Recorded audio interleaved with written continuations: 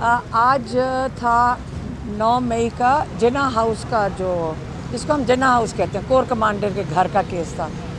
और रात के 12 बजे हम इस्लामाबाद से वापस आए हैं और अभी वापस इस्लामाबाद जाना है सिर्फ इस केस के लिए, बेल के लिए।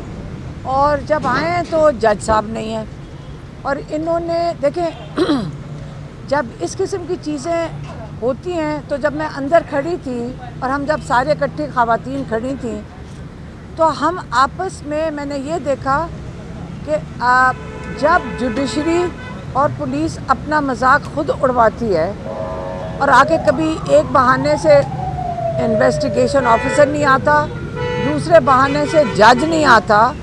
आज जज नहीं था यहाँ पे, तो यहाँ पे आप अंदर जाके देखें कई 100 ख़वातीन मौजूद हैं जिनको बुलाया गया पूरे पंजाब से, और आज जज साहब सहमत ही नहीं की आने की। मतलब ये आप लोगों के लिए सहूलत की बजाय आप यहाँ तब से पिछले 8-9 महीने से लोगों को तंग कर रहे हैं। अब मैंने ये आज हमने फ़ैसला किया, जो हम दहशतगर्द अंदर बैठे थे कि अगली दफ़ा हम मीडिया को लेके जाएंगे, हम एक टूर पे जाएंगे सारे, जो 800 यहाँ लोग जो पिछले आप दहशतगर्द हैं, पिछले कई महीनों से यहाँ तशरीफ़ ला रहे हैं, हम 800 के 800 आपके साथ जाएंगे मीडिया को साथ लेकर। पहले एक केस है हमारे पे जिसमें हमने नून लीग का दफ्तर जलाया है। हम मरियम नवाज़ नहीं, जो हमारी चीफ मिनिस्टर हैं इस वक्त, जो एक उन्होंने जैसे भी ज़बरदस्ती ये पोजीशन ले ली है, अब उनसे हम उनकी जो पोजीशन है उसके मुताबिक इनसे चाहेंगे कि ये अब आके हिस्सा लें। हमारे साथ जाएगी मरियम नवाज़, हम जाएंगे इनके दफ्तर जो हमने जलाया है 800 लोगों ने, कई मॉडल टाउन में कहते गालिबन है। फिर हम जाएंगे कलमा चौक जहाँ पे हमने कोई कंटेनर जलाए थे। उसके बाद हम जाएंगे और ये मैं पैदल और ये हम सारे के सारे आप और हम ये पैदल सफ़र करेंगे। अगर इन्वेस्टिगेशन ऑफिसर को ये इन्वेस्टिगेशन नहीं कर सका पिछले मई से, तकरीबन 10 महीने हो गए हैं उसे इन्वेस्टिगेशन, हम और आप मिल के जाकर इस पूरे रूट की इन्वेस्टिगेशन मिल के करेंगे। आप हमारे साथ जाएंगे, हम ये वहाँ से चलेंगे कलमा चौक, जो हमारे पे केस FIR में है, उसमें पता नहीं कई हज़ार लोग नामजद हैं जो जेलों में भी हैं। नून लीग का दफ्तर जलाया, उसके बाद हम कलमा चौक जाएंगे, ये हमारा रूट होगा। उधर से फिर हम जाएंगे कोर कमांडर के घर और हम सारे इकट्ठे चलेंगे। ये ना हो कि हम दोबारा और आप भी गिरफ्तार हो जाएं, लेकिन नहीं होगे इंशाल्लाह। और हम चीफ मिनिस्टर को भी बुलाएंगे ताकि हम ये रूट पूरा करें। इन्वेस्टिगेशन ऑफिसर के साथ हम मिलकर इसकी इन्वेस्टिगेशन कंप्लीट करेंगे। अगर बेचारे इन्वेस्टिगेशन ऑफिसर को एविडेंस नहीं मिल रहा, हम उनके साथ मिल के चलते हैं। और साथ साथ आप और हम कहेंगे कि अब यहाँ की कैमरा की CC फुटेज, कैमरा की जो है ना, CC कैमरा की जो फुटेज है वो भी बरामद करें, अस्करी टावर से जो जो हमने जलाया है। हम साथ ये बस अब बहुत हो गया। अगर ये इस काबिल नहीं है कि ये कर सके इन्वेस्टिगेशन, तो हम मिल के इसकी करेंगे। और जो जिना हाउस वाला है, अब हम जज को कह रहे हैं कि आप मेहरबानी से आइंदा के लिए तशरीफ़ लें और इन्वेस्टिगेशन ऑफिसर भी तशरीफ़ लेकर आएँ।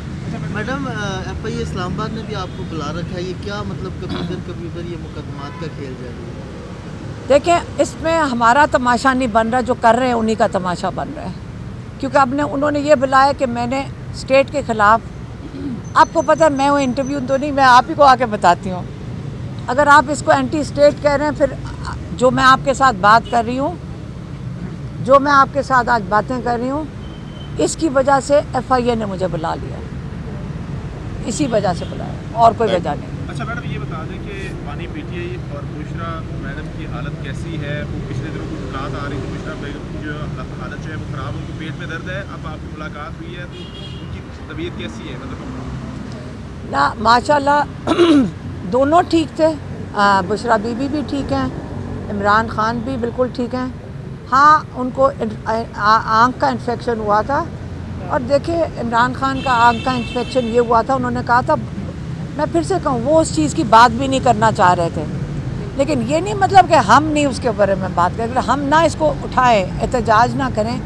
हमें फ़िक्र होती है कि जो असद बड़ाइच हैं वहाँ पे जो सुपरिटेंडेंट डायरेक्टली उनके इंचार्ज हैं, उनको हमें बताना चाहिए था कि उनका आँख का इन्फेक्शन हुआ है, ताकि हम अपने डॉक्टर का बंदोबस्त कर सकते हैं। क्योंकि हमें, आपको पता है कि एतमाद नहीं है इनकी।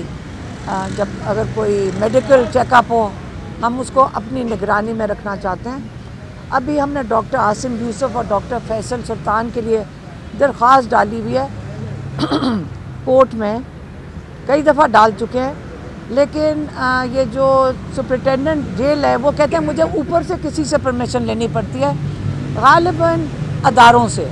वो उनका मतलब हर दफ़ा वो कहते हैं कि मुझे शायद ISI या किसी अदारे से परमिशन लेनी पड़ती है।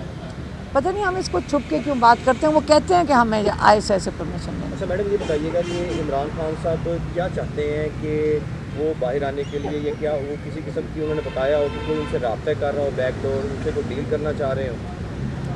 देखिए, इमरान खान को जेल में तो इमरान खान ने किसी से नहीं बात की, लेकिन हमारे से बहुत लोगों ने, देखें डायरेक्ट तो मैंने बहुत लोगों ने पैगाम बहुत आते हैं कि वो जेल से नहीं निकलेंगे। इमरान खान ने तो सीधा सा कहा है।